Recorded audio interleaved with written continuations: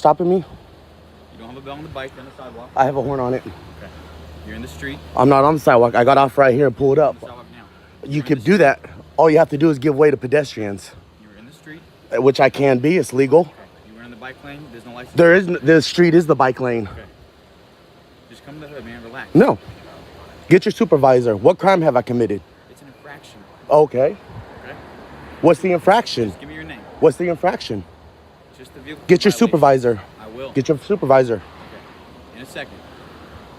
What's your name? I don't answer questions. You just have to ID yourself. That's it. No, I don't. Fourth Amendment. Okay. What's your as?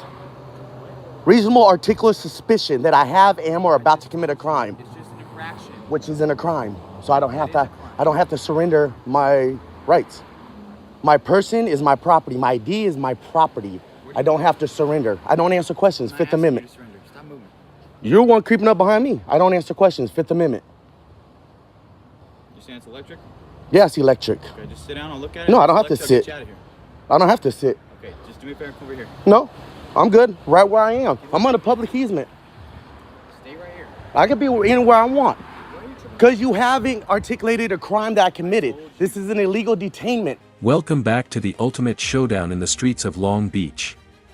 Right from the jump, we have a classic case of a man standing his ground against what seems like an overzealous officer.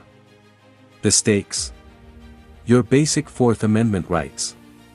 What starts as a simple bike stop quickly escalates into a legal standoff, full of tension, contradictions, and a masterclass in knowing your rights. Stick around because by the end, you'll see an officer scrambling for excuses, and one citizen calmly schooling him on the law. Trust me, this is the kind of walk of shame you don't want to miss. This is an electric bike. I don't need a license. I don't need anything. I don't even need a helmet because I'm not under 16. This is Long Beach. These streets are deemed bike lanes. I'm not upset. I'm educating you. I'm not upset. I'm educating you.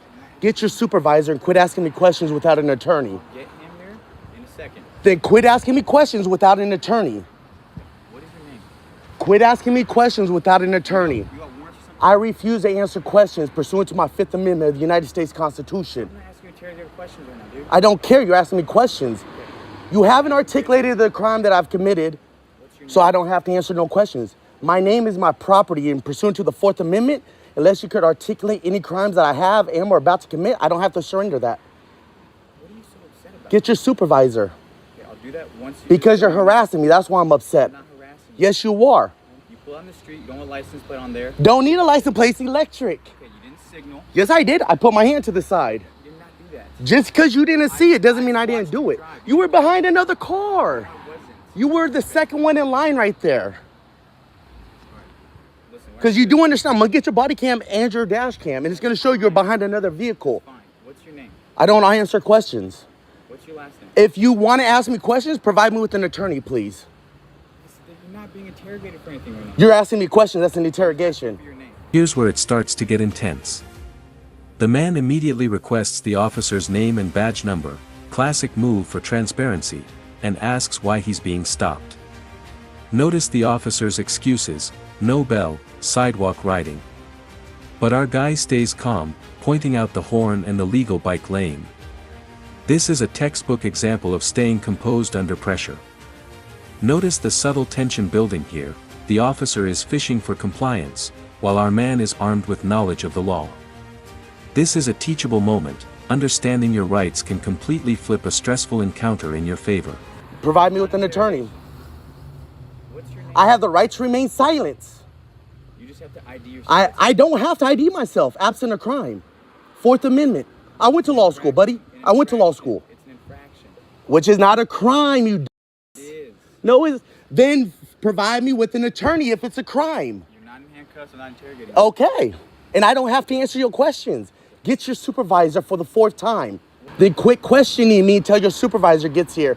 And when they get here, let them know I'm requesting an attorney. Be present during any questioning. Fucking. Now watch closely. This is where the Fourth and Fifth Amendments come into play. The man is asserting that an infraction isn't a crime, refusing to provide ID, and invoking his constitutional rights.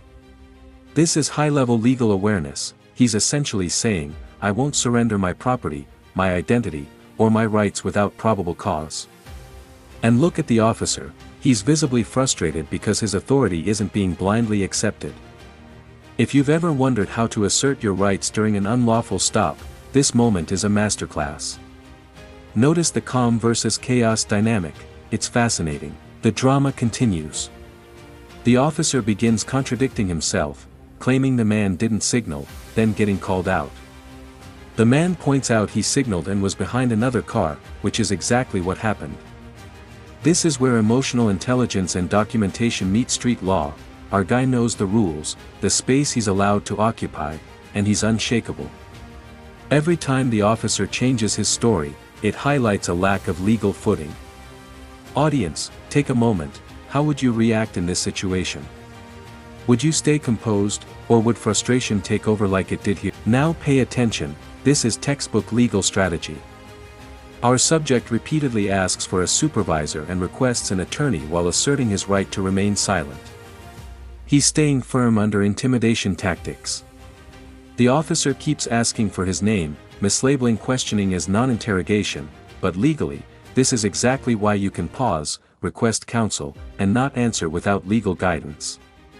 The tension here is palpable, the officer's authority is crumbling, and our guy is calm, confident, and methodical. This is what it looks like when knowing your rights neutralizes unnecessary conflict. Notice the turning point. The officer starts scrambling, claiming emergencies and listing false infractions, but the man calmly dismantles every excuse. Horn instead of bell, public easement instead of sidewalk, no license required for an electric bike, every counterpoint is factual. The officer's credibility takes a nosedive. This is where you see the drama peak, the authority figure is desperate, while the citizen remains unshaken. It's like watching a legal chess match unfold in real time. You have to respect that level of composure and knowledge. And here it is, the ultimate climax. The officer, out of options and embarrassed, mutters about an emergency and runs off. Every failed attempt to intimidate or coerce information just amplifies the man's victory. This is not only a lesson in knowing your rights but also a powerful example of standing firm against improper authority. Notice the audience takeaway, confidence plus knowledge equals leverage. The walk of shame is real, and it's served cold by the law. Dramatic, satisfying, and educational all at once. So, what did we witness today?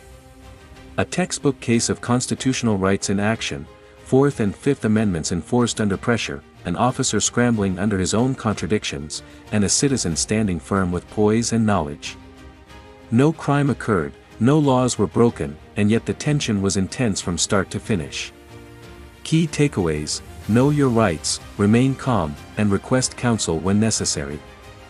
If you found this case as shocking as we did, hit that like button, share your thoughts in the comments, and don't forget to subscribe for more jaw-dropping breakdowns.